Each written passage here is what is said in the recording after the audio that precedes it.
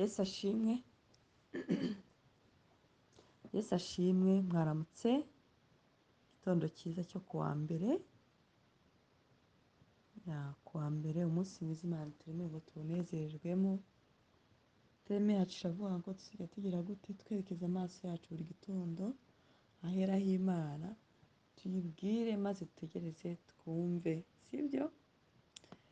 Turamutse amahoro natwe dushima Imana ko yabaye natwe ejo muri weekend, ko twabashije gusenga kandi ko twabonye neza yayo, ko Imana nta munsi n'umwe idakora, ikomeza kutwongerera imbaraga, ikomeza kandi kudukuraho imanza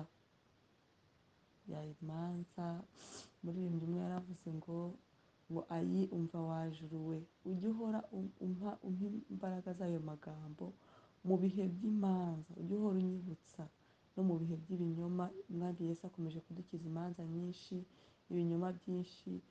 Imanza ntabwo ari ukujya mu rukiko, imanza ni ibintu duhura nabyo umunsi ku wundi bikaduhagarara imbere ntitubashe gusobanukirwa igikwiriye gukorwa, ariko yaratwibwiriye ngo uwo mwuka naza ngo nimugera mu manza azabasobanurira ibyo muzavuga, ngo muzicecekere azabasobanurira ibyo muzavuga. Abizera bakunda guhura n'imanza zitandukanye z'ubuzima, ariko umwami Yesu akavuga ati muhumure ndahari, ndibuze kubaha ibyo kuvuga. Kandi ni ukuri muhumure, Uwiteka yanesheje ibi byo kuneshwa muri iyi si. Abanzi bacu ni benshi, abatugirira nabi ni benshi, abaduhemukira ni benshi, ibitugora ni byinshi, ibitubabaza ni byinshi, ariko ni ukuri hari umwami Yesu wanesheje ku bwacu. Ijambo rye riravuga ngo kuko nta wanyizeye uzakorwa n'isoni. Muhumure rero, turashima Imana Uwiteka Nyiringabo ko twongeye kuremerwa umunsi, amahirwe mashya, icyumweru gishya n'ubwiza bwayo ugendana nayo muri byose. Turayishimira ko tugiye kongera kugerageza iby'ubuzima bwacu ngo dukore ibyo yadusabye gukora. Uruhande rumwe tuzakora misiyo dufite kuri iyi si, urundi ruhande dukore natwe ibyo tugomba gukora kugira ngo ubuzima bukomeze kugenda. Urumva dufite inshingano nyinshi, buri muntu aba afite inshingano nyinshi, ariko ngo nta kintu na kimwe Imana iduha tutabasha kwihanganira. Ibi byose turabishoboye kubikora, sibyo? Reka dushime Imana rero kubw'iki gitondo, twumve ijambo ry'umunsi, ubundi tugiye mu cyumweru tumeze neza.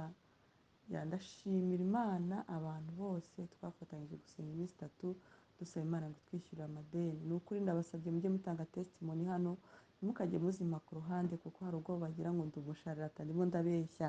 Abantu Imana yarabishyuriye barabimbwiye, ariko njyewe nifuza kubimbwira, njyewe ntabwo mbishaka, nifuza ko bijyana muri groupe abantu twasenganye bakavuga ngo wawu, ubwo Imana yishyuriye kanaka, kandi bivuye muri aya masengesho nanjye Imana yanyishyura. Nizo mbaraga z'ubuhamya. Uriya wayigutanze mu gikari, njyewe mu mwuka wanjye mba nizeye ko ikintu ugiye gusengera Imana iri bugikore. Buriya ntabwo mubizi, hari ubwo Imana iba ishaka kugikorera abantu bake bashoboka, ariko ikabigikora. Rero abo bake bashoboka wabamo. Rero hari n'ababaza kwizera ko cyakozwe, nabo bakagira gute, bagahita nabo bakorerwa icyo gitangaza. Hari umuntu wumva icyo Imana yakoreye umuntu agahita acyakira, akacyizera, agakonekitinga nawe agahita acyakira. Ndongera ndabibasabye mujye mutanga testimony hano. Ikindi kandi muracecetse, kandi dufite gahunda yo gutangira icyumba cy'amasengesho. Nakomeje mvuga ngo se abo turi kumwe ni bande bumva bari hafi. Ni ku Gisozi sindahabona, aho nari nabonye haracyarimo utuntu tw'utubazo, ntabwo turakemuka neza, ariko abari tayari buko twatangira gusenga kuwa gatandatu nimugoroba bajya bambwira, tukajya twihuza tugasenga tukihanisha, kuko muri iyi minsi ibintu byo kwihanisha byavuyeho, ariko abantu baragwa mu byaha umunsi ku wundi, baragwa mu bicumuro, barananizwa. Ariko abantu hano bari mu bintu bivuga ngo turi mu buntu, twarababariwe, ariko mwa bantu mwe muriyanduza. Ni byiza rero ko duhora imbere y'Imana tuyibwira ngo amaraso yawe atwoza tweze. Buriya hari n'ababa bafite ibintu byabananiye, uriya iyo turi kumwe, iyo ikintu cyakunaniye ku giti cyawe biroroha ko ushobora kukiganiriza umuntu kandi akakigufasha kikakuvaho. Ntabwo rero ari byiza kubyihererana. Impamvu Imana yo yifuje, njyewe maze imyaka 4 mvuga ubutumwa, ariko mbuvugira inyuma ya kamera, mpura n'umuntu tugasenga, umva umutima wanjye uranezerewe. Ariko imana yo irashaka ko duhurira ahantu, harimo ababyumva kumva ngo wanje ubwo agiye gufungura itorero. Imana yarampamagaye ngomba kuzarifungura, usibye ko ni umurimo ukomeye, ndi njyenyine, sinzi ngo babikora gute, sinzi ngo babihera hehe, ariko numva tuzahera mu cyumba cy'amasengesho tukabanza tugafasha abantu bamwe na bamwe bakeneye gusengerwa sipurasi yaso. Nk'iyo nambwiye ngo sengera afite ikibazo iki n'iki, ndarwaye se ndarwaje, gusengera kuri telefone ni byiza, mpita numva umwuka ambwiye ko biza gukunda, ariko umuntu twihuriye tukarebana byaba byiza kurushaho, sibyo? Kuko umuntu burya yizera ibintu abona. Hari n'abantu bamenyera amasengesho y'urudaca, bumva ko batabarwa ari uko bumvisha amasengesho akomeye y'urudaca. So abazumva baza tugafatanya uwo murimo, ni ukuri bazanyandikire. Abazumva kandi banshyigikira mu bundi buryo, ni umurimo utoroshye, bwa buryo bw'amasengesho, bwa buryo bw'ifatika, bazabimbwire. Ntabwo natinya kubivuga kuko umurimo si uwanjye. Njye hari umuntu narimo mbwira umupasiteri w'inshuti yanjye yitwa Brice, narimo mubwira nti pasiteri, njyewe wambwira ngo nisubire mu buzima busanzwe njye gukora muri electrogaze nabyemera, ni kuko uyu murimo w'Imana urimo ibiboko byinshi, urimo umubabaro, urimo intambara. Satani arandwanya, nta kintu ntunze mu buzima bwanjye, sindi mwiza kurusha abandi, sinakoze imirimo ikomeye, ariko iyo uri mu murimo w'Imana umwanzi arakurwanya. Ariko nta kundi, ngo icyo abayuda barusha abandi ngo ni uko babikijwe iby'Imana. Ubwo umwami Yesu yabonye ko ndi uwo kwizerwa, ampitamo. So rero uwumva yanshyigikira muri uwo murimo, n'hésite pas kumpamagara, ufite nimero yanjye. Ibaze hari ukuntu umwanzi ananiza umuntu tu birakomeye kubitangira. Umwanzi arashaka kunaniza kutwe kuti, ariko yatangiye umurimo muri njyewe, niyo kwizerwa, no kubikora izabikora. Ijambo ry'Imana rero ngo ngo ijambo ry'Imana ngo ryifitemo imbaraga, ngo rimeze nk'amazi, ngo ryishakira inzira. Ibura niyo ntabivuga, Imana yahita indampurasi igashyiramo uwundi. Ariko Imana yo ni umukozi w'umuhanga, ijya kumpa rino zina ryitwa Ziru, yabonaga ko mu mwuka wanjye harimo ishyaka ry'umurimo w'Imana, kandi ni ukuri ririmo. Pawulo aravuga ngo turakubitwa, turababazwa, tugira gute, ngo ariko dutungishije benshi. Mbega umurimo, urakubitwa pe ukabyumva neza.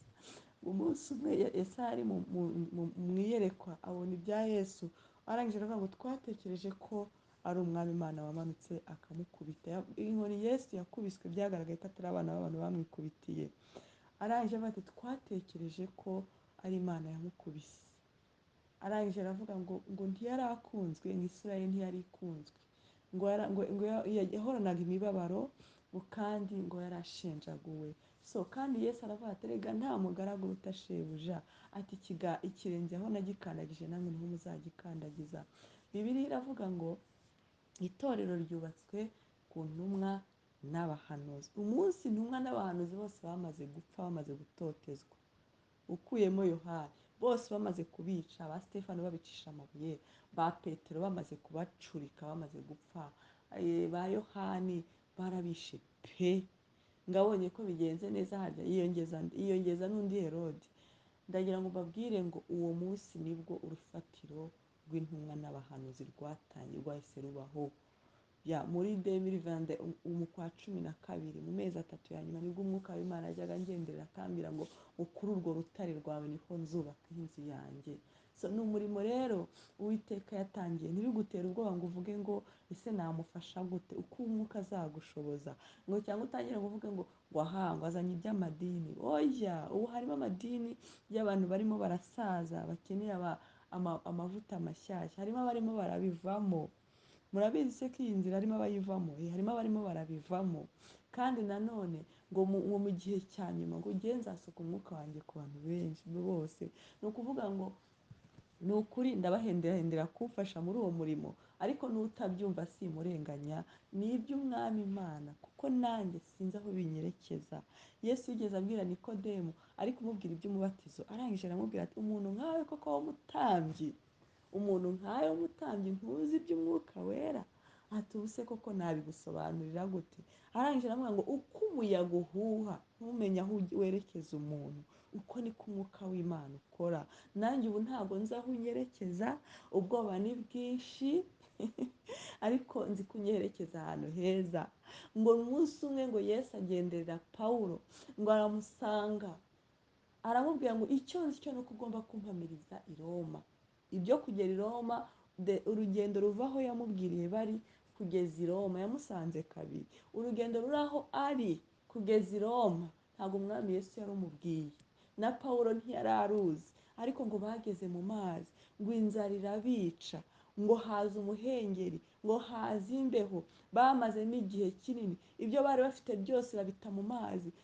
Pawulo aravuga ngo dutekereza ko tugiye gupfa, ariko yibagirwa ko umwami Yesu yamubwiye ko ubwo agomba kumuhamiriza i Roma. Iby'umwuka rero ni uko tutazi uko umuyaga ugenda, niko n'iby'umwuka bimera. So ngewe Ange ubu ngubu ndi veso, ndi n'umunyantege nke. Narimo mbibwira uwo mupasa ndi kumubwira, niba ari umuntu w'umunebwe muri iyi si, ndiyizi, nkunda kwiryamira, Bibiliya nyisoma ku ngufu, ni umuntu wari usigana n'Imana, mbese murabona Mose ibintu yahoraga abwira Imana nibyo nirirwamo. Ariko ambwira atari kwanje, ni ukuri ko imbaraga zawe zijyane, ati ngewe nyemerera gusa, ibindi nzabyikorera. Ngewe iyo Imana ibwiye umuntu ngo wowe genda uko imbaraga zawe zingana, ni uko Imana iba ishaka kumukoreramo. Uwo muntu nta mbaraga z'ubwami aba yifitiye, sibyo? Hari abantu babivukana umwuka w'Imana akavuka ari kubakoreramo. Nabo si imbaraga zabo, ni ubuntu Imana iba yarabagiriye, ariko hari n'abo Imana irwana nabo kugira ngo bajye mu murongo. Uwo ni nge rero, uwo ni Ange ukunda kuryama, ni Ange ushobora kumara icyumweru nasomye Bibiliya, mbese ikintu cyitwa kuryama umwami Yesu ariko ndabikunda, bimpa amahoro. So rero akanyira mbabwire, sinanaryama ngo sinzire, we nibera mu gitanda cyanjye nkumva ko sinshaka kugira ikintu kimwe nkora.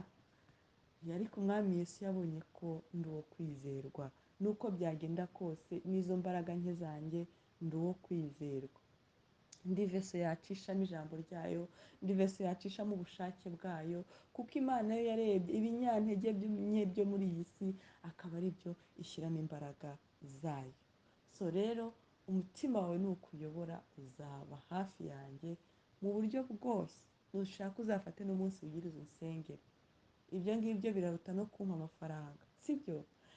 Uko umwuka azakuyobora ariko uzabigenza.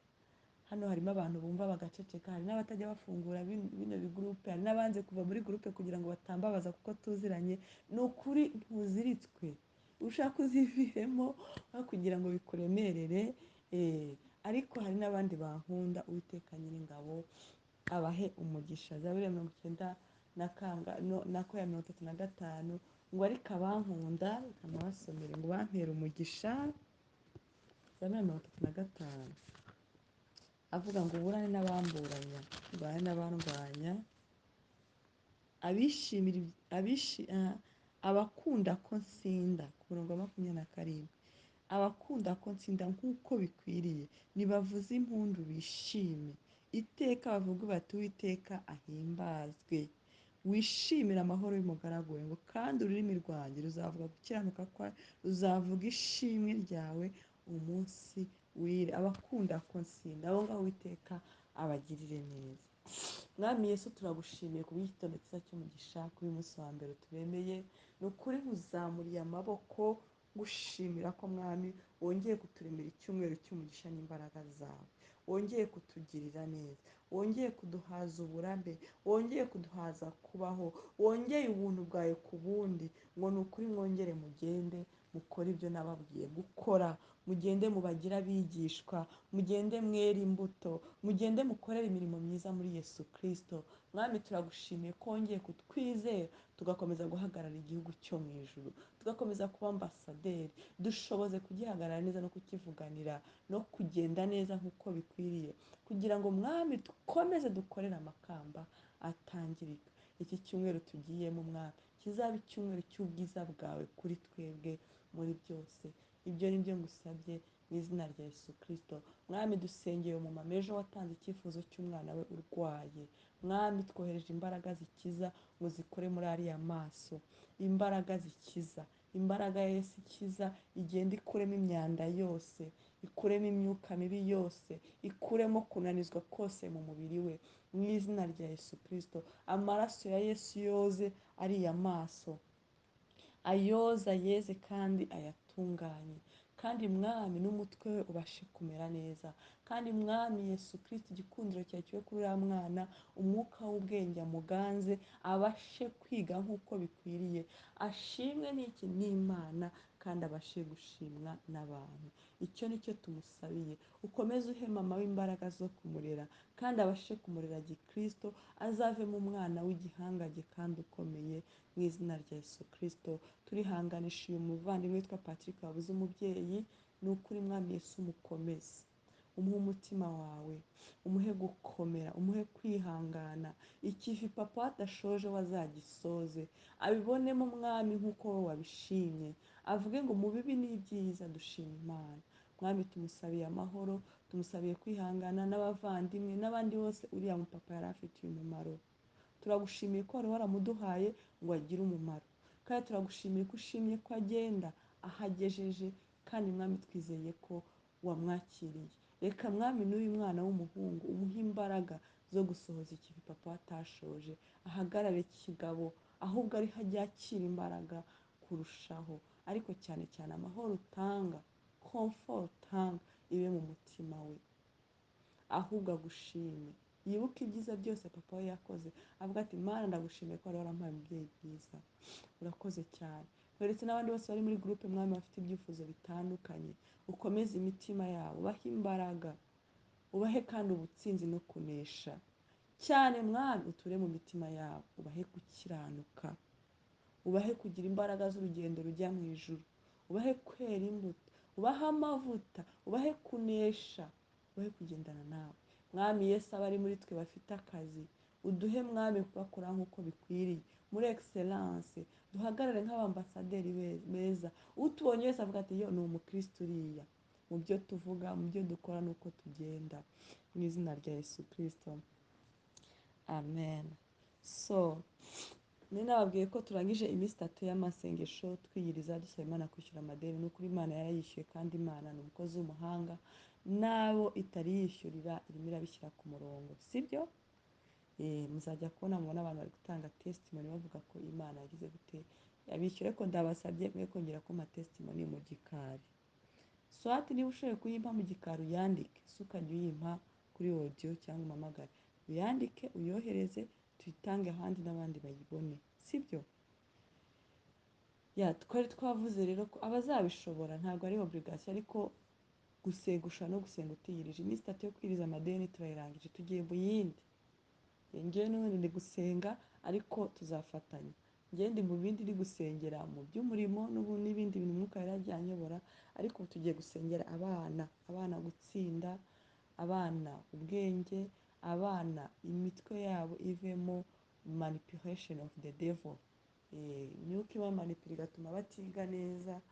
Burya naje kwitegereza abana ni beza, nta myanda bagira mu buzima bwabo. Njya mbibona ku bakobwa banjye, gahunda yabo nibo n'ikayi na tente. Urumva rero ko biroroshye cyane ko wamuyobora, wamufasha ukamenya icyangiritse, icyaho bitagenze neza, umunsi kandi kundi ugahora umusengera kugira ngo ahore ameze neza. Ntabwo bagira imibare y'ubuzima, ntibagira ibibagora byo hanze. N'ibyo bitatu ni ukurya, ni ukuryama, ni ugukina, ni tente, ni ishuri. Urumva ko mu buzima bwabo rero biroroshye kuri umubyeyi ubaye watchful, ukabitegereza umenya aho byangiritse n'aho bitangiritse. Ariko niyo mpamvu birivuga ngo musenge ubudasiba kugira mutagwa mu moshya. Mwibwira ko amoshya ari ukujya gusambana no kwiba se? Oya, Satani azana amoshya menshi, abantu bemera Bikira Mariya, muribuka ibintu abana b'ikibeho bamubwiye, abana b'ifatima bamubwiye ngo mu minsi ya nyuma hazaza amayeri menshi. Bivuga ngo Satani yakubuze mu kazi yagushakira mu rugo iwawe, mu bashakanye yakubura akagushakira mu bana, ahora aruringa ashaka wowe yaconcomera. So rero ni ugusenga budasiba kugira ngo Imana yo uba wahamagaye imenye aho igutabara, kuko ntubuhazi. So iyo yageze mu bana rero, kandi wumva n'ukuntu activite z'abana ziri limite, urumva ko aba yanaguteye, aba yagushoboye. haguruka rero uve muri comfort zone dusengera abana, wabishobora kwiriza iminsi 3 ariko washobora no tugiziriza iminsi 12 tuzava mu bana, twavuye mu madeni tujye mu bana, nituva mu bana twiyiririze. Harya ni iki? Ni ibintu bine, harimo ubukene, harimo n'abasiribateri. Abasiribateri bazaza ku munota wa nyuma, sibyo? Ubwo rero iminsi 3 tugiye gusengera abana ku bafite, abatabafite nabo Imana ishimwe izababaha igihe nikigera, kuko ibintu byose bifatanyije hamwe kutuzanira ibyiza. So hano rero hari ijambo umwami Yesu yampaye ejo, yarambwiye ngo indogobe zabonetse, indogobe mwashakaga zabonetse. Twafashe iminsi 3 yo gushaka Imana, dushaka Imana mu maso hayo. Uri gusengera amadeni, hari n'ibindi byinshi Imana ikora, kuko ngo ibasha gukora cyane ibihambaye kurusha ibyo dusaba. Twe twasengeye amadeni, ariko hari igihe Imana itanga gukiranuka, hari igihe Imana itanga deliverance, hari igihe Imana itanga agakiza mu muryango, hari igihe Imana itanga ibindi kubera ko washatse mu maso h'Imana. Ngo umunsi umwe Daniyeli arasenga ngo yirize ibyaha by'ubwoko bwabo, ariko Imana iramubwira ati ibyo wasabye twarabyumvise, sibyo? Imana yo yamusubije ibiri beyond ibyo yasabye, sibyo? Ariko ngo yihaniye ibyaha by'ubwoko bwabo. Buriya abantu bakorera Imana ndabakunda, afata ubwoko bwose akabwiyiririza. Ntabwo avuga ngo ngiye ndireza ku giti cyane, ngo hari kugira ngo Imana itugirire impuhwe. We niyo yari gupfa ariko yari gusiga asengeye ubwoko bwabo.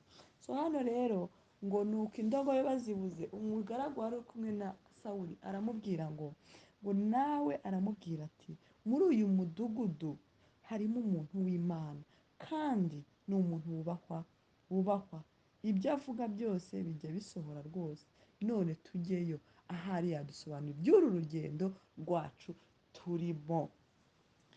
So dutangira uru rugendo nasanze namwe muri mu rundi rugendo, ariko ahari twasobanukirwa iby'uru rugendo, tuzagenda turusobanukirwa. None twari twafashe iminsi yo kwiriza dusengera amadeni, ahari twasobanukirwa iby'uru rugendo rwa buri munsi. Ariko bo bagiye kureba bamenya, twe twagiriwe ubuntu ntitujya kureba bamenya, tujya kureba Imana yo mu ijuru. Niyo tubwira ngo Mana tuje imbere yawe, twambaye ibigunira, duciye bugufi. Ahari twasobanukirwa ibi bidasobanuwe. Twasengeye amadeni yose si uko ananirwa kwishyurwa, ariyishyurwa. Hari abashobora kuyishyura, ariko hari n'abashobora kutayishyura. Ejo umupasiteri watwigishije yavuze ijambo aravuga ngo hari n'igihe ufata iminsi yo kwiriza ari wowe wenyine no kwisengera, ikibazo ari icyawe. Ariko naje gusanga hari abandi tugifatanyije, sibyo? Hari abantu yishyurwa bigakunda, bakabona inzira zo kuyishyura. Hari n'uyafata afite porogaramu yo kwishyura pe, afite n'inyishyu, afite n'ingwate, ariko hari n'abo bidakunda.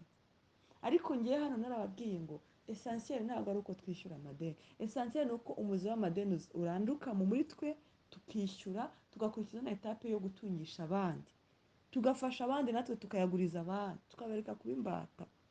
Murimo muranyumva? So hano rero baravuze ngo ariko kuko bari mu gihe cyo kuyoberwa, cyo kudasobanukirwa, ariko muri uyu mudugudu harimo umuntu w'Imana wadusobanurira iby'uru rugendo.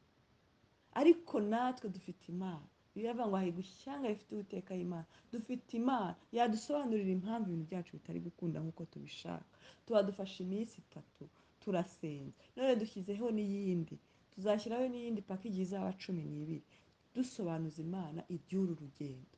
Muribuka ko tudutangira umwaka twavuze ngo teme, ngo dufate iminsi dusenga twiriza ngo twebwe n'abana n'imiryango yacu, ngo n'abana bacu, ngo tuyiyoboza inzira.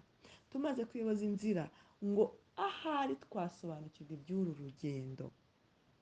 Baragenda babariza aho umuntu w'Imana ari, bakibaza umuntu wa mbere bageze ku kanunga. Wa mbere arabarangiye ati ngo uriya agiye kuza. Uwa kabiri yari we nyirizina. None aravuga ati ngo ngwino nkubwire ibiri mu mutima wawe. Iyo wagiye gushaka Imana umenya ibiri mu mutima w'Imana. Bibiliya iravuga ngo abashakana umwete barambona. Umwete ni iki? Ntabwo ari ugusenga isengesho usinziriye mu gitanda. Umwete ni uguhaguruka, niba ari ukwiriza ukiriza, niba ari ukurira imisozi ukayurira, niba ari ugusenga isaha ya 9 ukayisenga. Kuko ubuzima bw'intwari bwararangiye, turi mu buzima bw'intwarane. Urugendo rwacu rusaba imbaraga mu bintu byose. none se wambwira ukuntu ushyira imbaraga mu gushaka iby'ubuzima ukareka gushyira imbaraga mu gushaka iby'Imana kandi aribyo bigoye.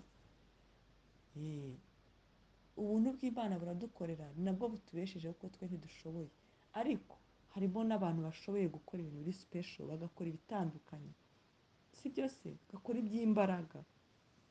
Arangije aramubwira ngo ariko rero iby'indogobe byo zimaze iminsi 3, tumaze iminsi ingahe dusenga, tumaze iminsi 3, kandi rero iby'indogobe zimaze iminsi 3 zizimiye ntiziguhagarike umutima, ariko wowe iby'iminsi 3 wasenye ntibiguhagarike umutima. Iri niryo jambo umwuka yampaye ejo, arambwira ngo zarabonetse. Nigeze mbwira umuntu ngo gusenga bimeze nk'umuntu, urabona umukozi wo mu rugo iyo ateguye icyayi ku meza cya bosi mu gitondo ashyiraho n'umugati, icyayi n'isukari, ari umugati waguzwe n'amafaranga, ari isukari yaguzwe n'amafaranga, ateretse ku meza. Iyo sitoke yashize yandika n'agapapuro, yarangiza agatereka impande ya ya meza akigendera akajya kwikoropera, ibindi ntibimureba. Bosi araza akareba akavuga ati se akeneye 30, ikamusigira 15, andi nzayamuha, cyangwa se ikanyamuhe yose, cyangwa se ikamusigira 45, yibagiwe no kugura omo yo kumesa amashuka cyangwa amarido.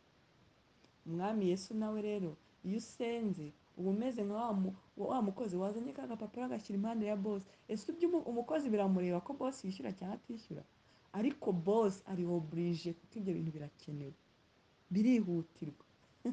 N'umwami Imana nuko iyo tumaze gusenga tuba tumeze nka kuriya duteretse kariya gapapuro hariya kariho biriya, hari ubwo ahita dusubiza iby'ibanze, hari ubwo abidusubiza byose, hari n'ubwo arenzaho, ariko icyifuzo cyacu aba yakibonye.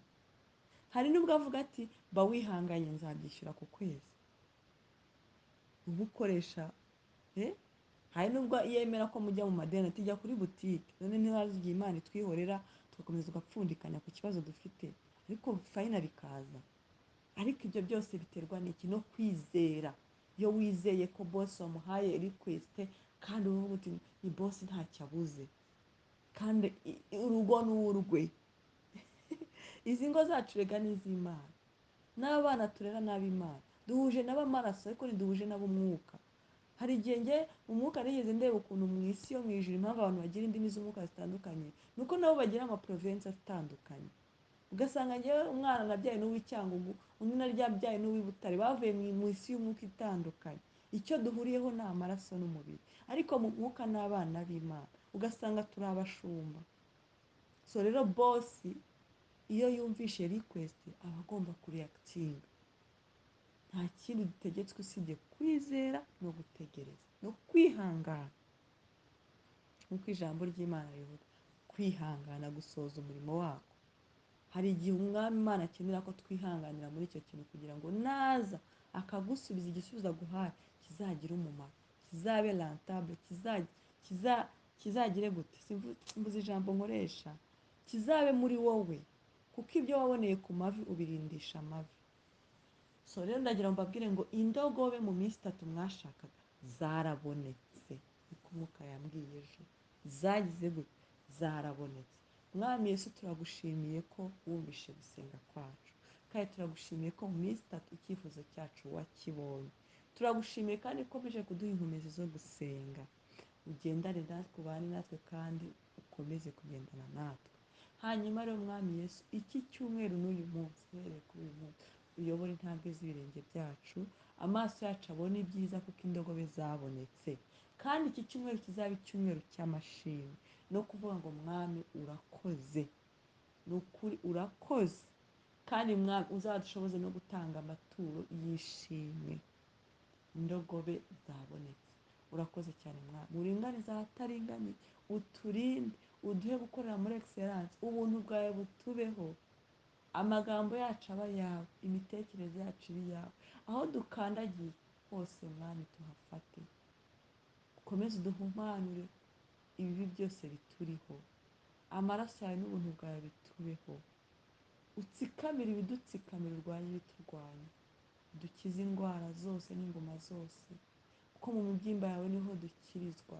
Mwami twakira ibitangaza bivuye kuri wowe, mu izina rya Yesu Kristo. Ndagira ngo mbabwire ngo indogobe z'iminsi itatu zarabonetse. Ndabakunda. Shalom shalom.